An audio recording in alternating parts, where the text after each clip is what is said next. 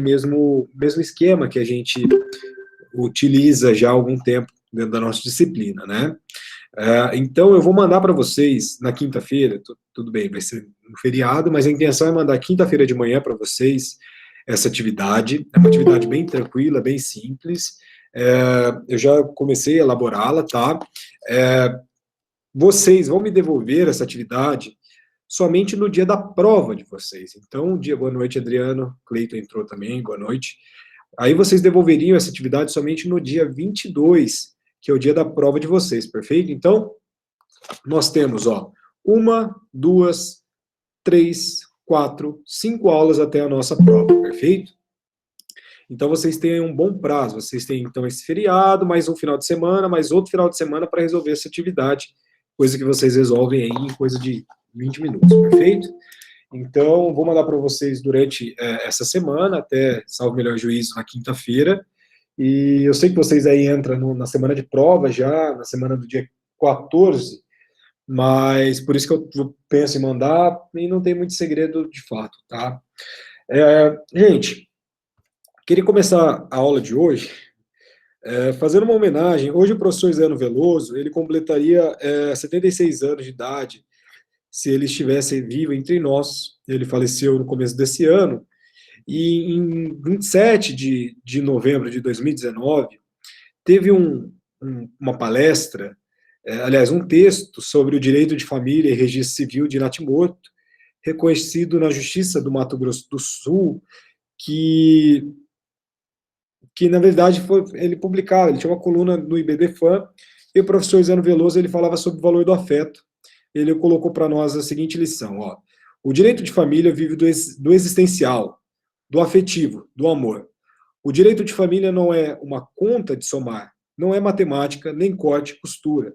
Então, o professor Zeno Veloso, dentro de todo o seu brilhantismo, ele postulava e colocava exatamente a ideia do afeto em cima de todas as questões, seja a questão patrimonial, seja a questão biológica, seja, enfim, é o afeto que é o que importa para o nosso direito das famílias, e isso às vezes é complicado para uma série de questões, para uma série de jurisprudências, mas hoje a gente vai falar, a gente vai introduzir, eu não sei se eu vou conseguir finalizar essa matéria, que é muito importante, que diz respeito à ideia de multifiliação, tá? Multiparentalidade.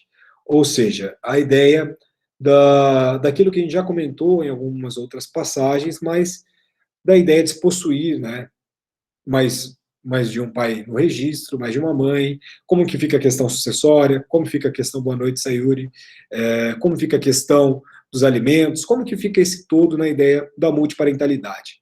Eu já destaco para vocês que nós temos uma obra muito importante aqui, de uma professora do nosso doutorado e mestrado, nosso programa de pós-graduação da UEL, que é a professora Daniela Paiano, e ela, na tese de doutoramento dela, foi desenvolvida na USP, sob orientação do professor Álvaro Vilaça de Azevedo, que vocês já ouviram falar inúmeras vezes aqui na minha disciplina, que fala exatamente sobre essa ideia da filiação e as possibilidades da múltiplas, né, ideias de filiação hoje na nossa sistemática. Mas para a gente chegar na ideia de multiparentalidade, que é uma coisa que surge cada vez mais, cada vez mais tem essa discussão. No âmbito acadêmico é uma discussão muito interessante, é muito legal estudar sobre isso. Eu já falei para vocês isso na nossa aula passada, e a gente vai entender um pouquinho disso aqui também na nossa aula de hoje, tá? Mas antes eu preciso destacar alguns artigos. O povo que está entrando aqui na aula, a Sayuri entrou, a Cauane entrou, a Bruna, a Isabela, o Jaime entrou por aí também, a Milena. Só pontuando para vocês, eu falei que ia passar um feedback em relação ao trabalho, eu vou mandar o trabalho para vocês dos mesmos moldes que nós já fizemos dentro desse primeiro bimestre e também no ano passado, tá? Ou seja, são questões, via de regra, objetivas. Vou mandar para vocês na quinta-feira, e vocês têm até o dia 22, que é a data da prova, para me responderem, tá? Então, tem um prazo considerável aí, e é aquele trabalho que vocês já sabem como que funciona mais ou menos, beleza? Então, no dia da prova, vocês me mandam, e aí também a prova vai ser bem no mesmo esquema desse trabalho também, e aí a gente consegue finalizar o semestre. só que a gente ainda tem 5 aulas, perfeito? Então vamos lá. Eu acho que já está compartilhado aí, tá, né? Porque agora mudou esse layout, eu estou meio perdido. Então, gente, a gente começou a falar sobre filiação. Quando a gente fala de filiação, a gente está querendo chegar no reconhecimento dos filhos, mas a gente já passou por algumas questões bem polêmicas em relação a esse instituto. A questão que fica para nós são alguns outros dispositivos, tem alguns dispositivos que são péssimos. Nós vamos aqui chegar e analisar alguns dispositivos, mas eu queria começar colocando para vocês em relação ao artigo 1599 do nosso Código Civil. O que diz o artigo 1599 do nosso Código Civil? Aspas, ó. Aliás, eu coloquei o 1600 e o 1661. Aqui, na verdade, no artigo 1599 do nosso Código Civil, a gente tem a ideia no seguinte sentido. Vamos imaginar que essa presunção de paternidade em relação ao marido que está dentro do casamento, do companheiro que está dentro de uma união estável, mas esse marido e esse companheiro, ele tem uma prova de uma impotência para gerar, tá? É claro que o artigo 1599 do nosso Código Civil faz referência ao marido, ou seja, é uma prova de uma impotência do marido para gerar. A época da concepção dessa criança vai ter uma ideia de afastar aquela presunção de paternidade, perfeito? Então, o sujeito impotente, por uma consequência lógica até, né, ele não seria ali, claro que temos inúmeras concepções, a gente falou as técnicas de reprodução assistida na aula passada, mas aqui, via de regra, esse sujeito, né, esse indivíduo que não tem a possibilidade de gerar por uma impotência, ele fica então excluído como uma exceção, portanto, dessa presunção de paternidade, perfeito? E essa, portanto, ideia de impotência em relação a essa possibilidade de gerar ali, a época da concepção, essa criança, refere-se à ideia de incompetência generante, tá? Ou seja, essa ideia de uma incompetência de gerar essa prole, perfeito? Mas essa conclusão acaba não sendo pacífica. Por quê? Porque existem alguns doutrinadores que acabam entendendo que essa regra prevista no artigo 1599 do nosso Código Civil vai se submeter a uma ideia de impotência instrumental, que é diferente da impotência generante, que é a coeruente, né?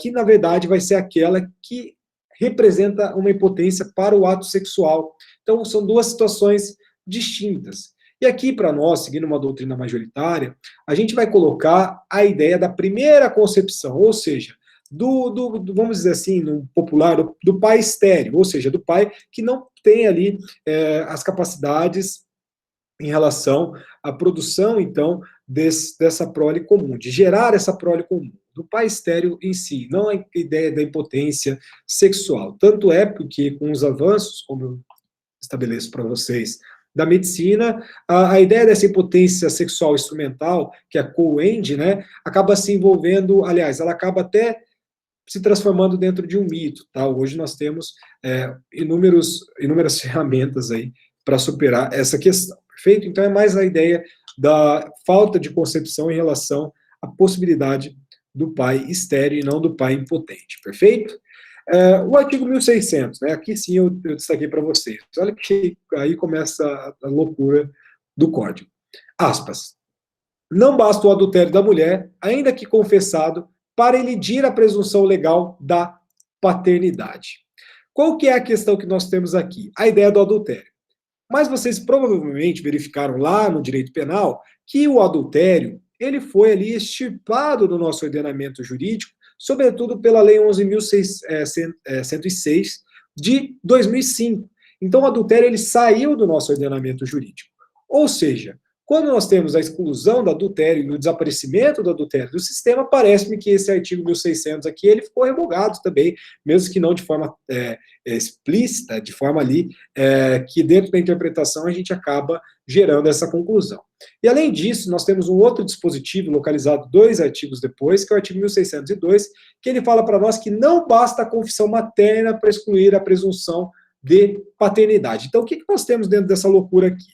Que não basta a declaração da mãe ali de que seu marido não é o pai da criança, porque outras provas precisam ser consideradas como o caso do exame de DNA, perfeito? Então não basta que a mãe fale que o filho não é ali do pai, mas precisa outras provas, ou seja, esse artigo 1600, ele perde totalmente o sistema, a ideia prática dele, e esse artigo 1602, ele acaba complementando essa ideia de não basta mera alegação, precisa da comprovação, sobretudo científica, em relação ao exame de DNA, perfeito? Só que qual que é a questão? Esse dispositivo, sobretudo o artigo 1602, acaba gerando uma grande confusão, uma grande dificuldade. Por quê?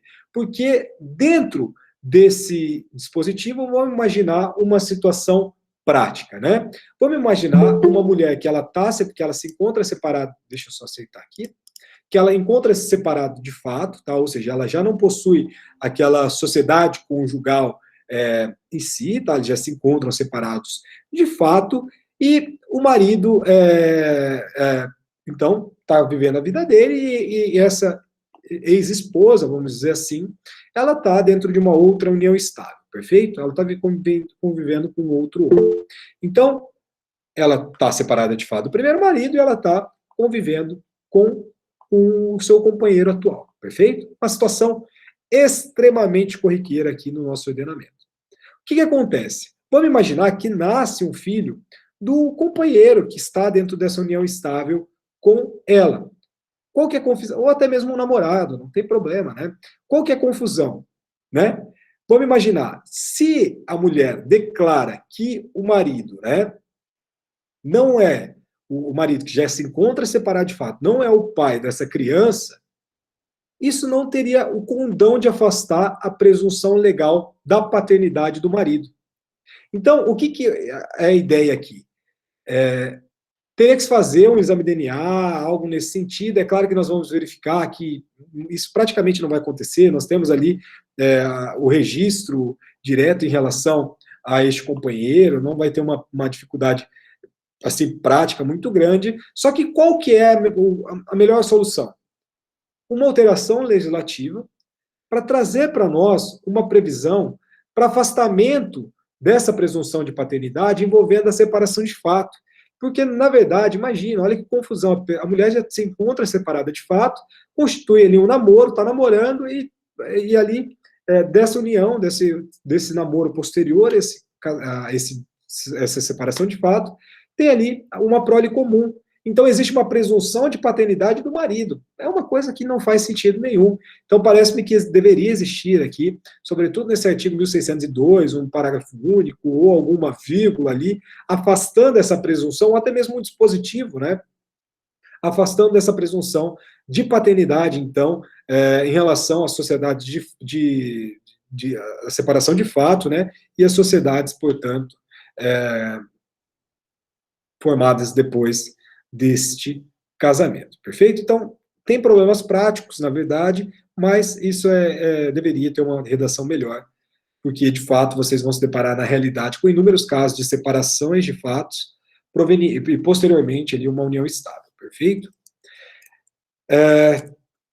Vamos agora para o artigo 1601 do Código Civil, que vai falar para nós. Um outro artigo muito, muito complexo, também muito complicado.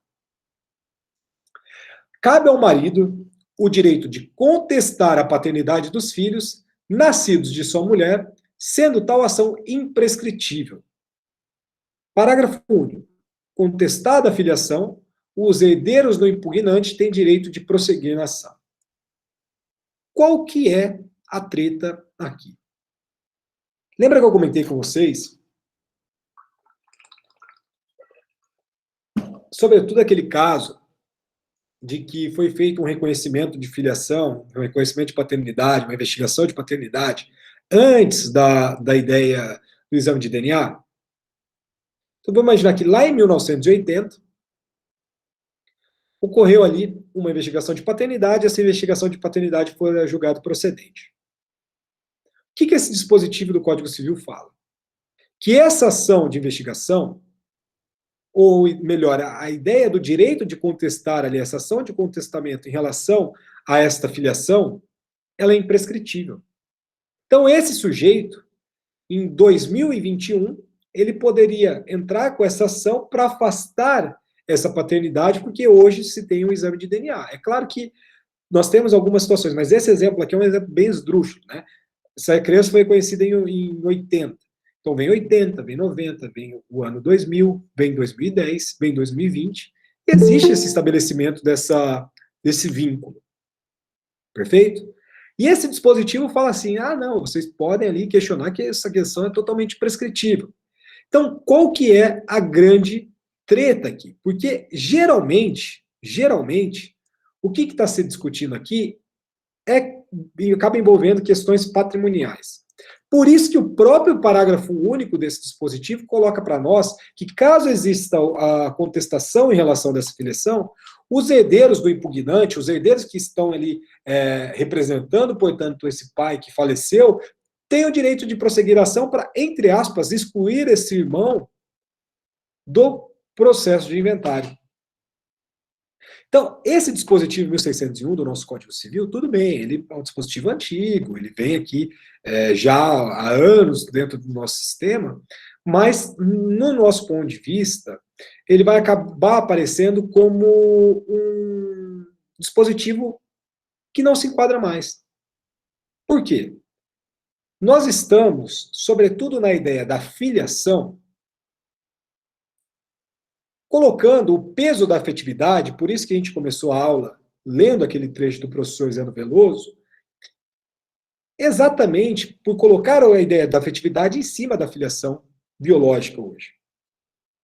Quando a gente pega, por exemplo, alguns enunciados doutrinários do CJF, sobretudo o enunciado 339, que vai falar para nós o seguinte, que esse rompimento da paternidade socioafetiva é vedado em detrimento do melhor interesse do filho, ou seja, a filiação socioafetiva, verificada, claro, o melhor interesse da criança, do adolescente, deve ser mantida.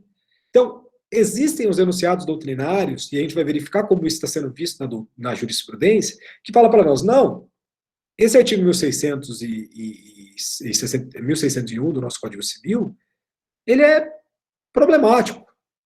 Além disso, eu posiciono para vocês, aí sim, o enunciado 520, que fala para nós que o conhecimento da ausência de vínculo biológico e a posse de estado de filho obstam a contestação, da paternidade presumida. Então, se esse pai que vai contestar a filiação e exerce ali uma posse do estado de filho, exerce ali algo envolvendo a criação desse filho, criação material, criação afetiva, vai existir, querendo ou não, uma paternidade presumida, então essa paternidade não deve ser afastada, independentemente em relação ao vínculo biológico.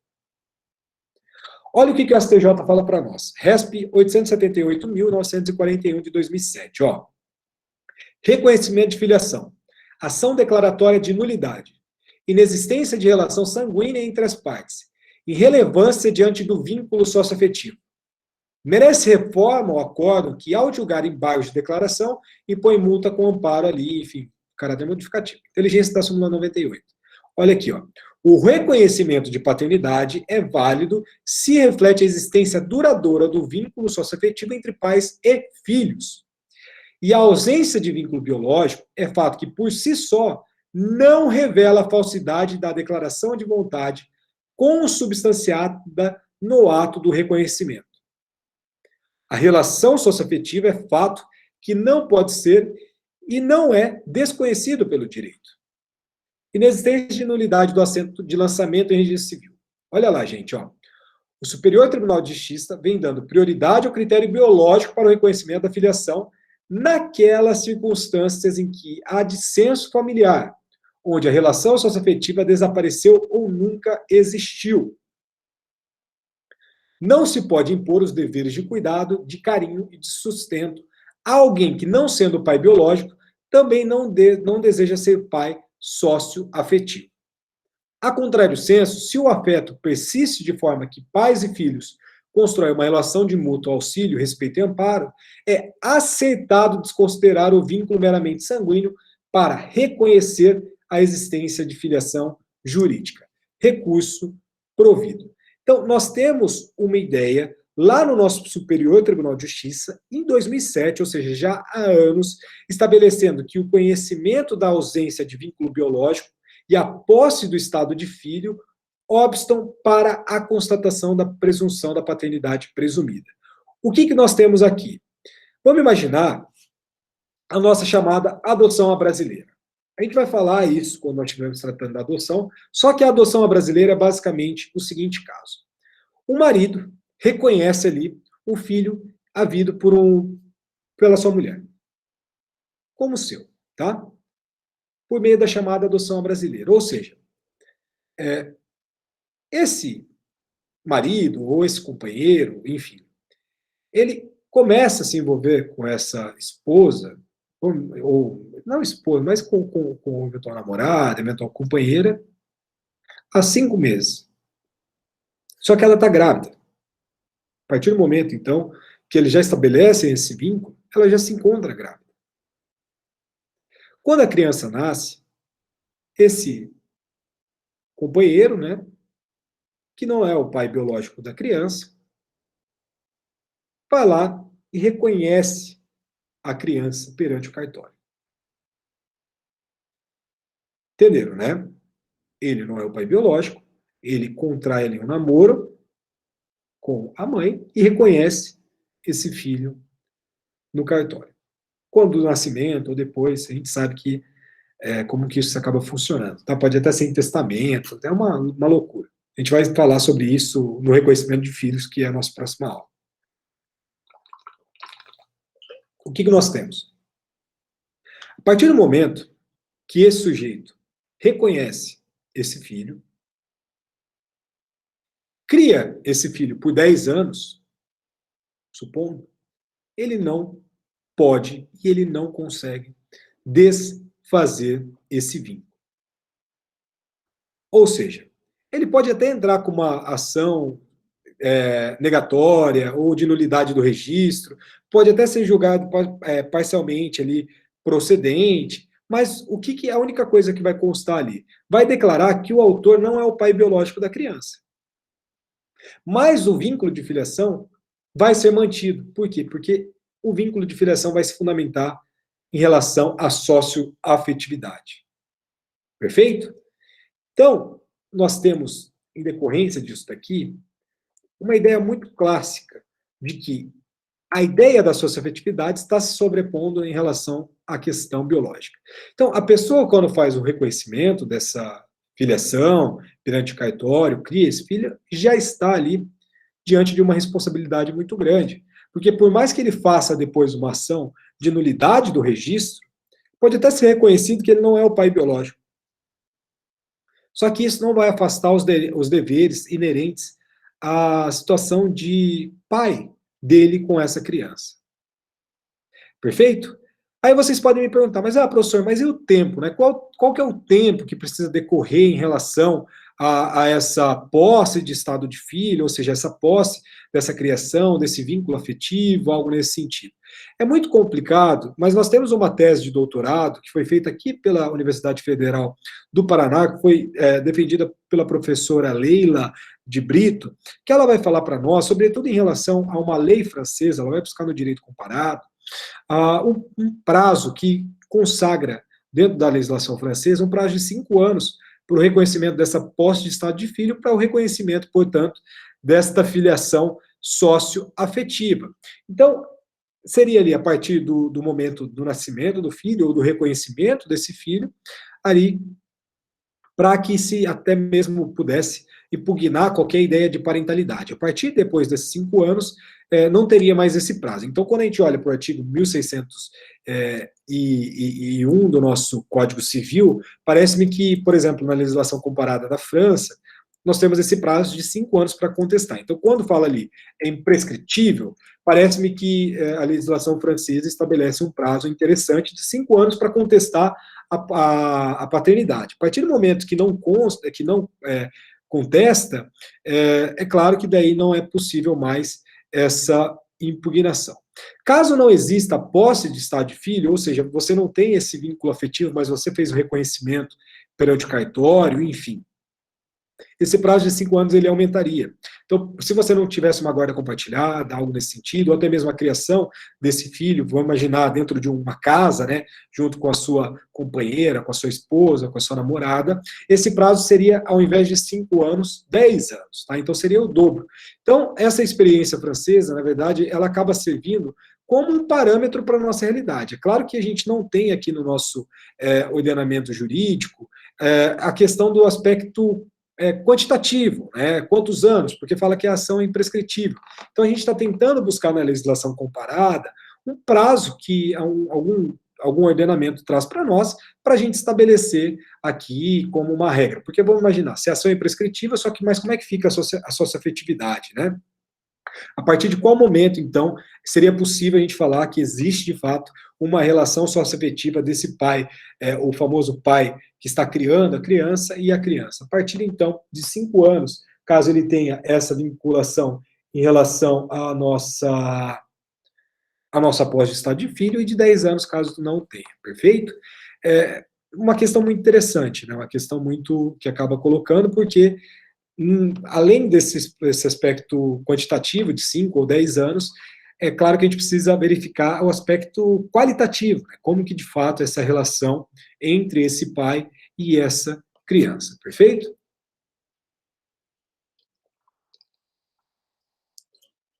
Vamos ver um julgado que foi julgado, assim, quando você vai falar de multiparentalidade, você precisa analisar e ler este recurso de cabo a rabo, que é o recurso extraordinário 898.060 de Santa Catarina, que foi analisado pelo Supremo Tribunal Federal, claro, recurso extraordinário, que gerou o informativo 840. Então, o informativo 840, mas mais especificamente o recurso extraordinário 898.060, ele vai trazer para nós a ideia da multiparentalidade.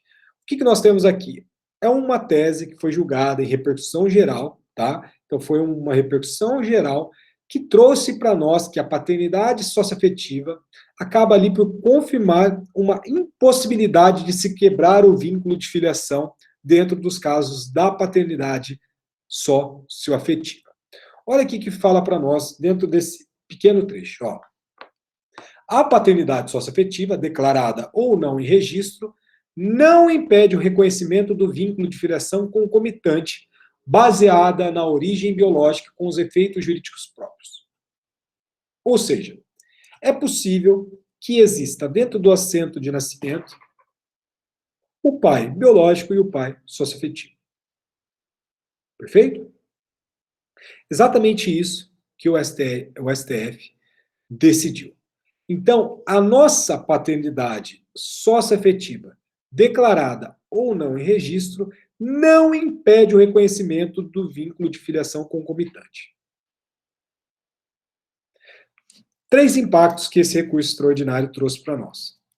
O primeiro impacto é que é um reconhecimento expresso que foi feito por muitos ministros dos seus votos de que a afetividade é um valor jurídico e é um princípio inerente à ordem civil constitucional brasileira. Então, é um ponto muito interessante essa questão. Só lembrando, né, eu comentei da lei francesa, da tese de doutoramento aqui da Federal do Paraná. Gente, se a gente olha para o Código Civil de 1916, a gente tem ali uma ideia muito forte em relação ao Código Napoleônico, né? Então, nós temos inúmeras influências desde a origem do nosso sistema, no Brasil Império também ali, as correções e as adaptações em relação a esse código francês. Então, nós temos, sim, um motivo para tentar trazer uma literatura estrangeira, sobretudo da França. Um outro ponto, daí aqui, entrando já nessas consequências em relação a esse recurso extraordinário, proveniente da multiparentalidade, portanto, nós temos essas 3 consequências. A primeira consequência, então, é esse afeto como um valor e como um princípio inerente à nossa ordem civil constitucional.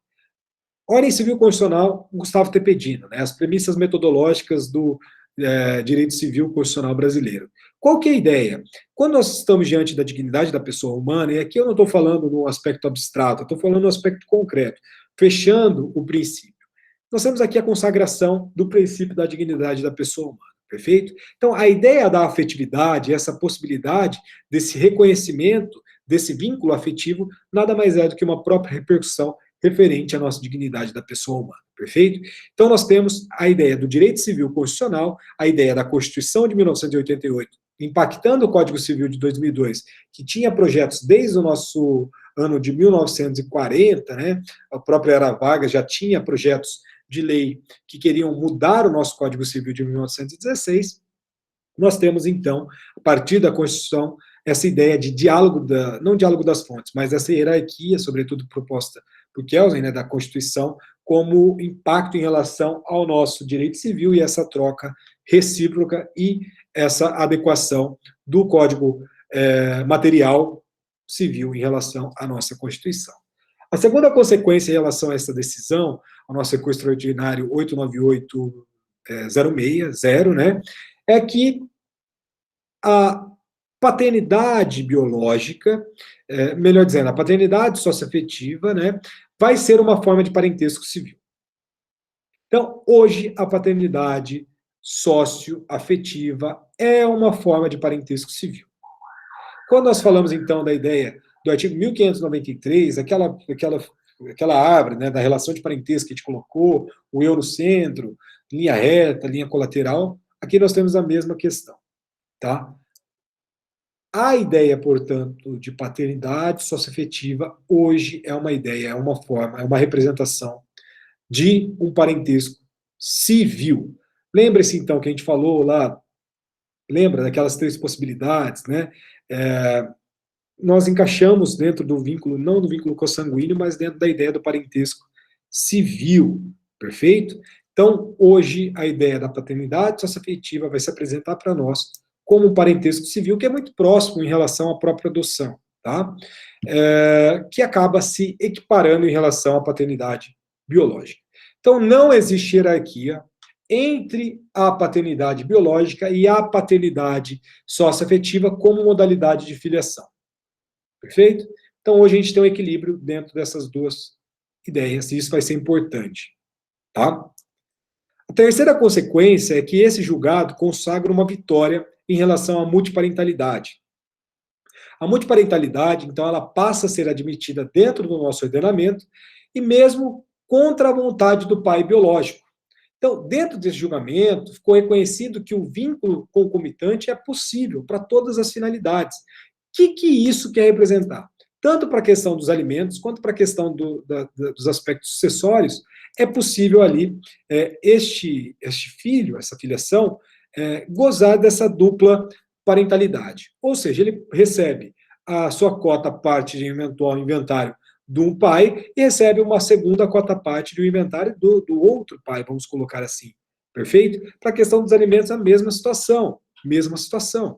Então, ele pode pleitear alimentos ali por essa dupla filiação dentro dessa possibilidade, tá? Então, a partir do momento que nós temos um equilíbrio dentro da paternidade, desculpa, biológica e da paternidade civil representada pelo vínculo socioafetivo, esse filho ele acaba gozando de uma duplicidade também em relação aos alimentos e em relação aos aspectos sucessórios, tá? O enunciado 632 da nossa oitava jornada de direito civil recente, né, 2018, ela acaba consagrando essa ideia. Eu comentei com vocês, eu acho que na sexta-feira, que na quinta-feira da semana passada, eu estava fazendo ali uma avaliação em relação aos pré-projetos dos alunos da PUC, aqui de Londrina, referente ao trabalho de conclusão de curso deles. E tinha uma aluna específica que estava estudando a ideia da multiparentalidade e esses reflexos em relação às questões sucessórias. Porque, de fato, tem uma série de questões que a gente vai discutir, que a gente vai verificar se existe, de fato, um equilíbrio, se não existe, mas o que nós temos hoje, sobretudo pelo nosso enunciado doutrinário do CJF, proveniente dessa oitava jornada, que é o seguinte, ó, que nos casos de reconhecimento de multiparentalidade paterna ou materna, é possível também a multiparentalidade materna, né? Esse filho terá direito à participação na herança de todos os ascendentes reconhecidos. Então, é claro que quando chegar isso nos tribunais, vai ser uma coisa muito doida para ser resolvida, tá? Por isso que eu falo, é um tema que está muito em voga, está se pesquisando muito em voga, mas é muito importante, então, que nós fiquemos aí atentos às análises jurisprudenciais em relação a essa multiparentalidade, tá? Porque hoje nós temos essa consagração nos efeitos dos alimentos e sucessórios, mas como que isso vai funcionar na prática é uma incógnita que a gente precisa verificar ali como cada caso concreto vai reagir a essa nova espécie, tá? Vamos olhar a multiparentalidade em relação ao direito comparado, né? Quando o Luiz Fux, que foi o relator do nosso recurso extraordinário 898-060, ele colocou um caso existente nos Estados Unidos, que trouxe para nós a seguinte ideia, ó, a pluriparentalidade no direito comparado pode ser exemplificada pelo conceito de dupla paternidade, né, dual paternity, né, construído pela Suprema Corte dos Estados Unidos, Suprema Corte do Estado da Louisiana, Estados Unidos, desde a década de 1980, para atender, ao mesmo tempo, ao melhor interesse da criança e ao direito do genitor à declaração de paternidade. Lembrando, gente, a ideia do melhor interesse da criança é um enunciado, vamos dizer assim, multifronteiriço, né? Tanto é que vocês se deparam dentro da literatura sempre referindo-se à ideia do melhor interesse da criança e do adolescente no termo em inglês, né? Então, ele coloca aqui para nós, ó, doutrina.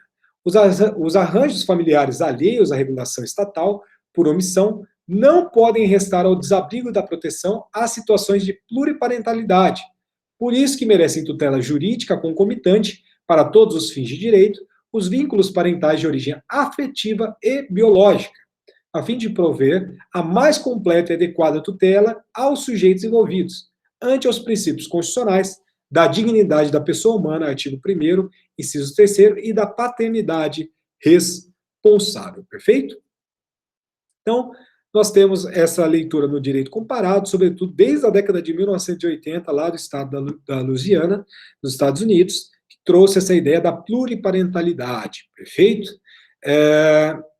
Então, o que nós temos dentro desse caso?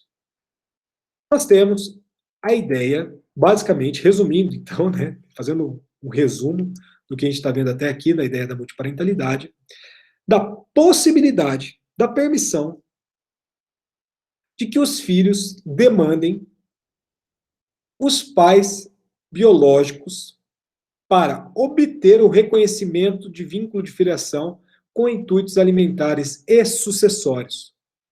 E também a ideia dessa possibilidade de se atacar também o vínculo socioafetivo. Perfeito? O que nós temos aqui? Nós temos, portanto, um recurso extraordinário julgado pelo Supremo Tribunal Federal, em 2016, tá? Que foi esse recurso extraordinário 898-060, do Estado de Santa Catarina.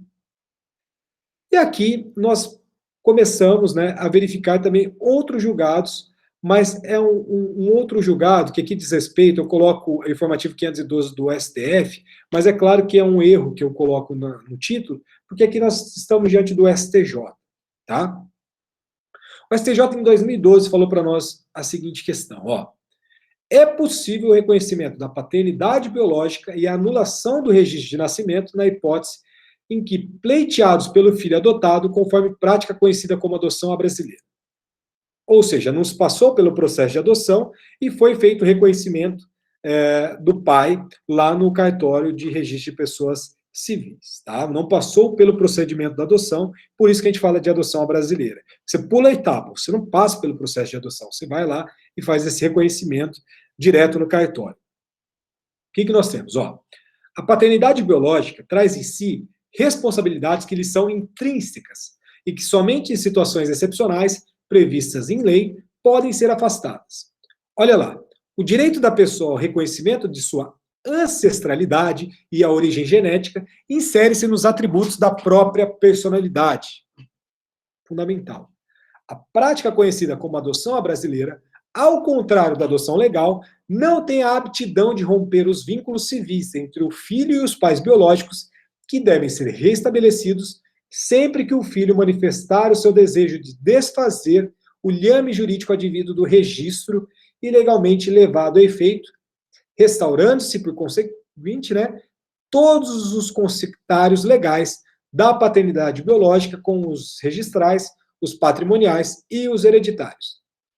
Dessa forma, a filiação socioafetiva desenvolvida com os pais registrais não afasta os direitos do filho resultantes da filiação biológica, não podendo, nesse sentido, haver equiparação entre a adoção brasileira e a adoção regular.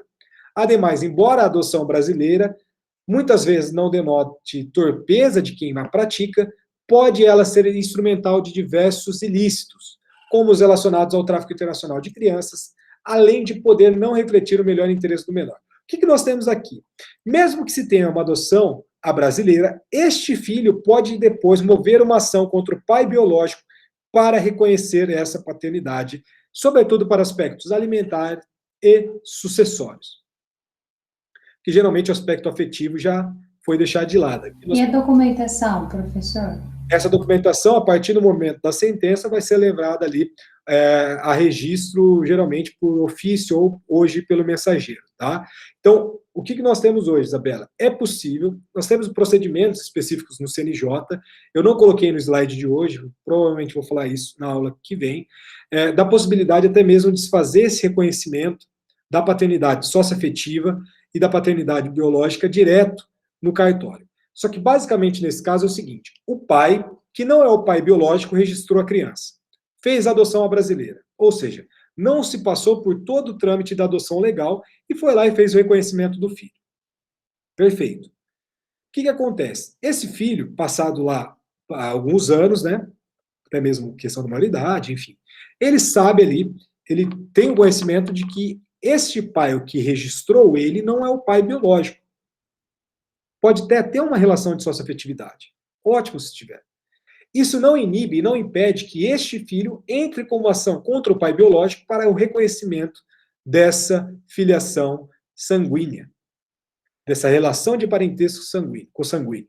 Ou seja, é possível, então, que esse filho tenha uma relação civil, porque essa adoção foi feita à brasileira e não uma adoção legal, ele não rompeu ali com as questões inerentes a essa desvinculação com a família que se originou a adoção, e por isso é um fundamento plausível para que ele mova a ação contra o pai e que ele tenha todos os direitos referentes a as questões, sobretudo, alimentares, em relação às questões sucessórias também, perfeito?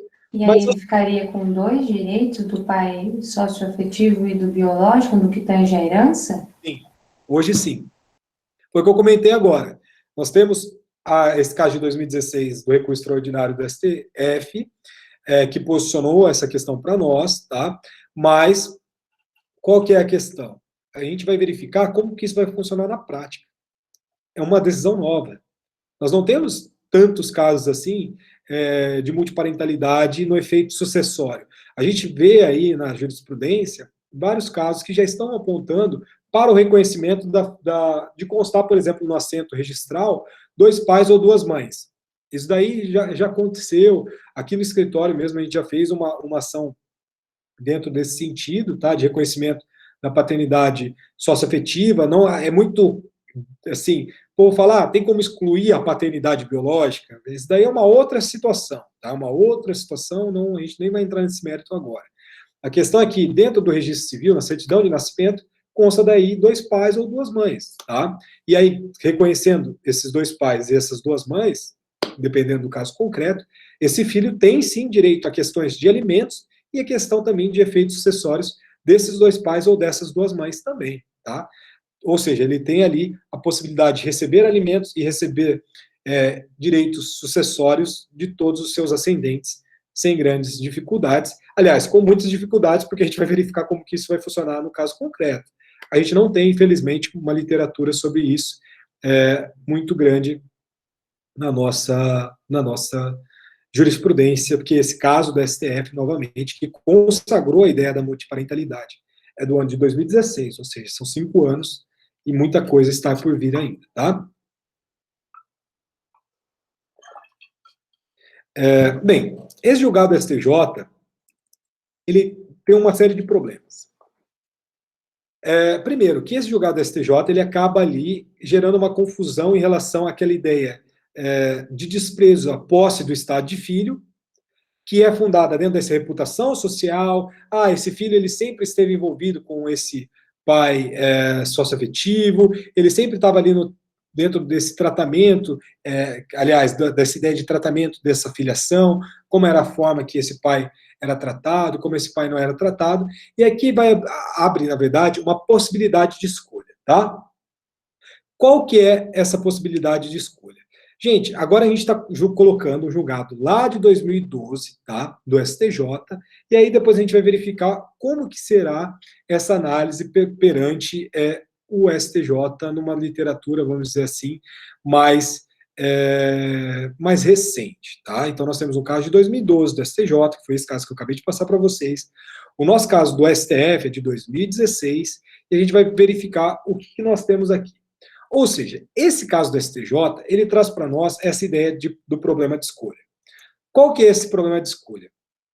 Nós temos a possibilidade desse filho escolher o seu pai não pelo afeto, mas por meros interesses patrimoniais. Então vamos imaginar que um pai, aqui, ou seja, a gente não tinha ideia da multiparentalidade ainda consagrada no STF. O que o STJ está falando aqui? Vamos imaginar que um pai tem um patrimônio maior do que um outro. Então você entraria com um reconhecimento da filiação biológica, vamos imaginar que o pai biológico tem essa condição melhor patrimonial, e aí você faria o reconhecimento dessa filiação, afastaria então a questão afetiva, e aí você teria o direito em relação à herança, vamos imaginar, desse pai. E essa tese que foi adotada pelo STF em 2016, ela acaba assim permitindo e acaba assim consagrando essa possibilidade de você entrar com essa questão para fazer daí o reconhecimento desses dois pais e se beneficiar, por mais que não se tenha o vínculo afetivo em relação a esse pai biológico, mas caso esse pai biológico tenha um patrimônio considerável, esse filho está então ajuizando uma ação para reconhecer esse vínculo, para sobretudo ter questões ali de direito de herança, tá? Então, dentro desse voto, olha que interessante que o Luiz Fux posiciona. Ó, a paternidade responsável, enunciada expressamente no artigo 226, parágrafo 7º da Constituição, na perspectiva da dignidade humana e da busca pela felicidade, impõe o acolhimento no espectro legal tanto dos vínculos de filiação construídos pela relação afetiva entre os envolvidos, quanto daqueles originados da ascendência biológica, sem que seja necessário decidir entre um ou outro vínculo, quando o melhor interesse do descendente for o reconhecimento jurídico de ambos. Ou seja, o que nós temos? Nós temos a possibilidade, hoje, de se reconhecer a dupla parentalidade. A dupla paternidade. Perfeito. Você pode ter a paternidade socioafetiva e a paternidade biológica. Tranquilo. Só que qual que é a questão? Vamos imaginar, a gente está falando tanto do vínculo afetivo e tal, será que é justo esse pai, que é o pai biológico, mas que não teve nenhum vínculo com o filho, às vezes, vamos colocar, às vezes ele nem tem conhecimento desse filho, vamos pensar dentro dessa hipótese um pouco mais radical.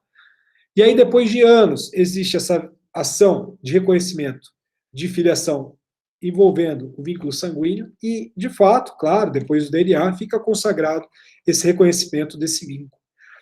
Será que é justo?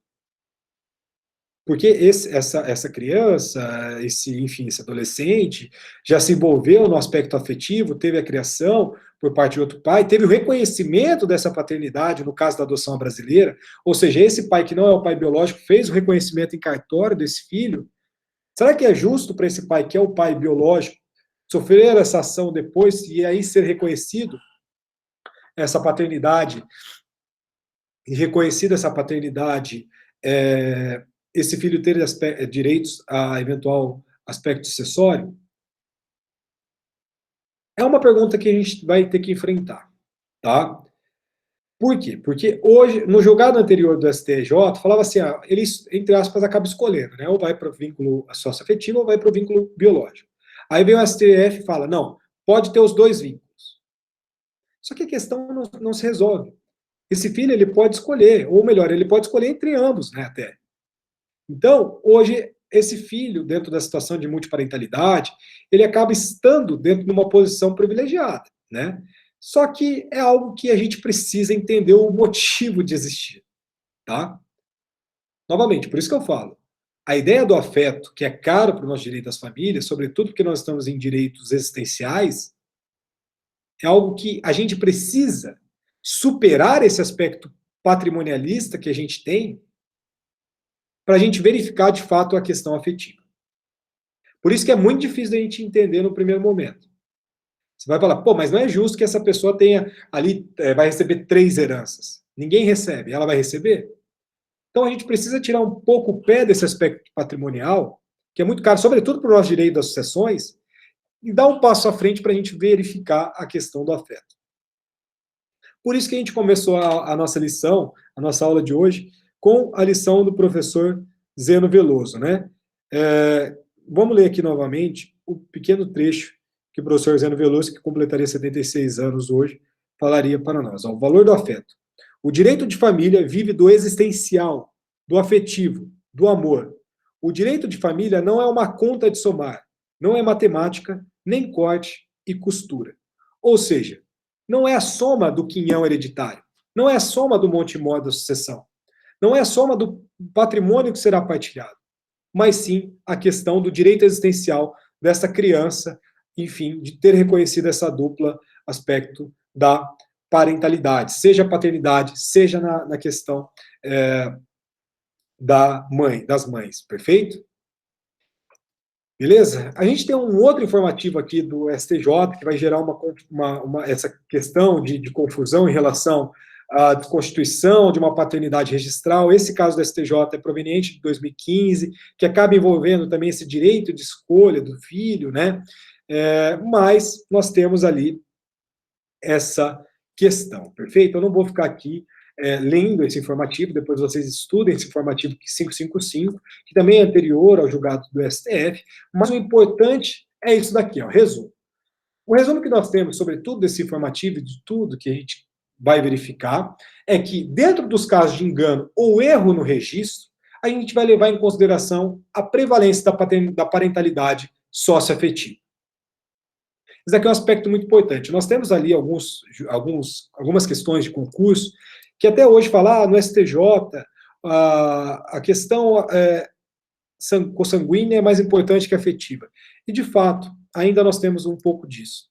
Só que hoje, sobretudo por esse caso de 2016 do STF, a afetividade, a socioafetividade está se sobrepondo à questão de filiação biológica consanguínea, tá? Então, nós temos que verificar, dentro do caso concreto, qual que é o melhor interesse da criança e do adolescente. Por isso que eu falo, a questão do direito de família não é uma questão que a gente vai ter um molde, a gente vai pegar e vai falar assim, não existe não existe um quadro em que você só vai estabelecer uma moldura dentro de uma sentença judicial. A gente precisa construir esse quadro, então a gente precisa desenhar esse quadro, a gente precisa ver como que é esse caso concreto, como que essa criança encontra-se hoje dentro dessa família. O que representa, de fato, o melhor interesse para ela? Será que esse pai, que é um pai, de fato, pode ser um pai biológico presente, só que ela também tem a graça de ter um outro pai socioafetivo que cria essa criança como se, enfim, como se fosse, não, como filha, como filho? Essa criança tem a oportunidade de ter 2 pais presentes, 2 mães presentes. Coisa que é um privilégio. Quando vocês estiverem na prática familiarista, vocês vão se deparar com inúmeras situações de que o pai não está nem aí para o filho, de que o pai não paga nem pensão, que é o aspecto material, que hoje o aspecto material é a questão, assim, sinceramente, que acaba até deixando de lado. Esse pai não presta nenhum aspecto afetivo com o filho. E esse que é o grande problema. Então, essas crianças que estão, ou os adolescentes, que se encontram dentro de uma situação de multiparentalidade, elas se encontram numa situação de privilégio. E aqui a gente não está falando do aspecto patrimonial. Pode até ter o privilégio patrimonial de receber ali 3 heranças, enfim. Pensem aí o que quiserem dentro de exemplos. Só que o principal é a possibilidade dessa criança ter 3 aspectos afetivos. E essa que é a questão. Então, assim, novamente, nós somos muito, muito, muito patrimonialistas. Nosso código é muito patrimonialista. A ideia da imposição de separação obrigatória, sobretudo para os casos não envolvendo confusão patrimonial, mas, assim, maiores de 70 anos, a ideia da questão da legítima, né? A legítima é o seguinte, a pessoa que é possuidora dos bens, ela pode testar sobre 50% do seu patrimônio, porque os outros 50% são dos filhos, ou dos seus, enfim, herdeiros necessários. Será que é isso mesmo que a gente pretende para o nosso sistema? Será que, de fato, a gente vai continuar dentro desse pé patrimonialista que vem lá do nosso, enfim, nosso Código de 1916? Cabe a nós decidirmos, né? Mas, enfim, voltando aqui para nós, que a gente precisa, então, verificar o melhor caminho ali para verificar qual que é o melhor interesse da criança. E o STF, ele acaba por adotar o caminho da multiparentalidade, ou seja, que mesmo contra a vontade das partes, o vínculo com o pai socioafetivo não poderá ser desfeito, sendo possível também demandar o pai biológico, ou seja, pode ter ali a dupla filiação. Então, o STJ não mais decidirá, como fez dentro do enunciado do informativo, 555, dentro do informativo 512, não vai decidir mais, porque hoje o posicionamento do Supremo Tribunal Federal reconhece a multiparentalidade, então não existe a necessidade de se afastar um pai socioafetivo que fez uma adoção à brasileira para se reconhecer a filiação do pai biológico, perfeito? E além disso, a gente tem que notar que claramente que esse julgado do Supremo Tribunal Federal não estabeleceu uma hierarquia entre a paternidade socioafetiva, que é a paternidade, a relação de parentesco civil, com a paternidade biológica, que é a relação de parentesco consanguíneo, devendo, então, reconhecer a multiparentalidade como regra. Vamos analisar um caso da mãe afetiva e a manutenção da mãe biológica, o nome ali da mãe biológica dentro desse assento civil da criança, de uma mãe que faleceu no parto. Esse caso aqui é um caso muito interessante, o caso de 2012, já há algum tempo, que consagra que é uma coisa muito, do meu ponto de vista, bonita, né? E de fato é uma lide muito interessante. Ó. Maternidade socioafetiva, preservação da maternidade biológica, respeito à memória da mãe biológica falecida em decorrência do parto e de sua família. Enteado criado como filho desde os 2 anos de idade. Filiação socioafetiva que tem amparo no artigo 1593 do Código Civil e decorre da posse do estado de filho, fruto de longa e estável convivência, aliado ao fato e considerações mútuos e sua manifestação pública, de forma a não deixar dúvida a quem não conhece de que se trata de parentes. Ou seja, o tractatus, né, o reputatus. Enfim, a formação da família moderna, não consanguínea, tem sua base na afetividade e nos princípios da dignidade da pessoa humana e da solidariedade, recursos providos. Ou seja, é um caso em que a mãe faleceu no parto, essa criança foi criada pela, vamos dizer assim, pela madrasta, que estava buscando o reconhecimento de mãe socioafetiva e a manutenção do nome ali da mãe biológica que faleceu no parto junto com a mãe socioafetiva dentro do assento civil dessa pessoa, perfeito?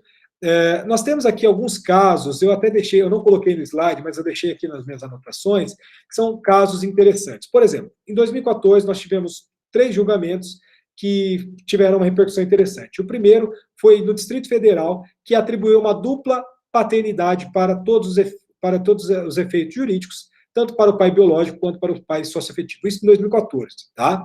Uma segunda decisão foi feita na 15ª Vara de Família da capital do Rio de Janeiro, que foi feita por uma juíza, por uma magistrada que pertence ao Instituto Brasileiro do Direito das Famílias, a Maria Agnaldi Vilardo, né, que reconheceu o direito de 3 irmãos terem 2 mães, a biológica e a socioafetiva, em seus registros de nascimento.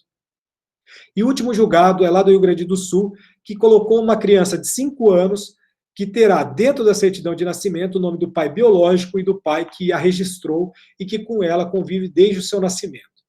Em 2015 nós tivemos outros casos interessantes aqui, eu acabo não passando, acho que aqui já é para ilustrar para vocês, já é suficiente para ilustrar para vocês, só que eu quero destacar por fim um julgado, aí sim do STJ, aí sim já considerando o recurso extraordinário 898-060 de 2016, que falou para nós o seguinte, ó, O Supremo Tribunal Federal, ao julgar o recurso extraordinário número 898.060, com repercussão geral reconhecida, admitiu a coexistência entre as paternidades biológicas e a socioafetiva, afastando qualquer interpretação apta a ensejar a hierarquização dos vínculos.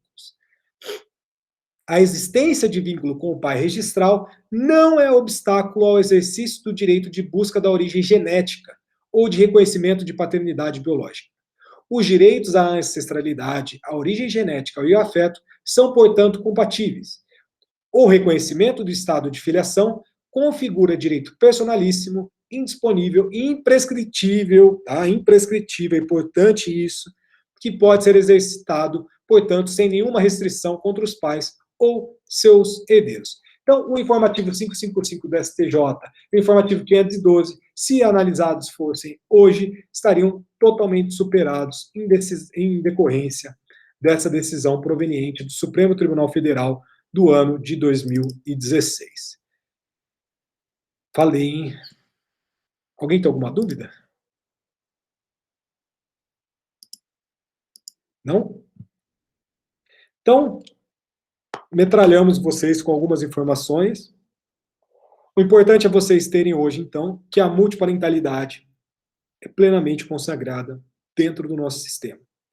Não impede sobre nenhum aspecto. A gente vai verificar depois, na próxima aula, como que isso vai acabar funcionando, sobretudo nos registros, né?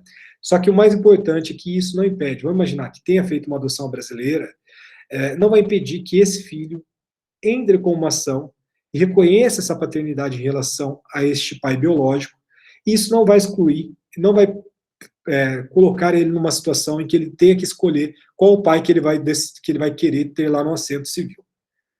Perfeito? Então a gente tem essa consagração dentro do nosso sistema e isso tem efeitos claros, muito interessantes para os aspectos dos alimentos, para os aspectos das sucessões. Então quem quiser escrever em tema de TC sobre isso, eu vou estar à maior disposição para trabalhar, porque sobretudo no aspecto sucessório, né, a consagração de dois temas que são muito caros, tá? Fechou? Gente, então, só relembrando, nós temos então que encaminhar o trabalho para